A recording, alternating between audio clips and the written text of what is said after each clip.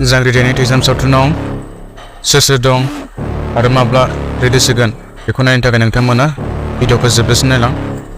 हेल' लोगोफोर, नोंथांमोनखौ गिबियावनो बरायनाय जाबाय।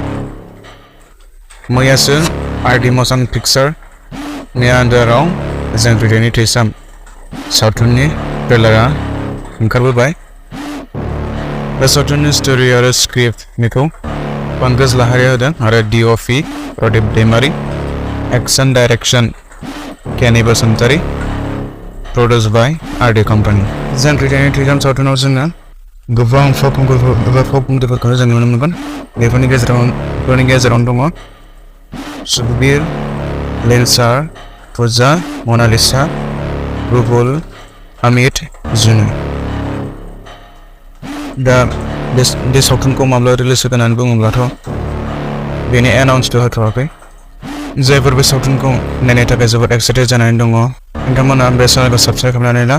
जेब्लानो मुभिया रिलिज जागोन अब्लानो नोंथांनियाव नटिफिकेसना मोनगोन। बेनिखायनो जायफोर चेनेलाव गोदान बेफोर साबस्क्राइब खालामनानै लाबानो जाबाय। लोगोसे हाजासे शेयार खालाम। थ' बिदिब्ला दिनैनि भिडिअ बेखिनियानो।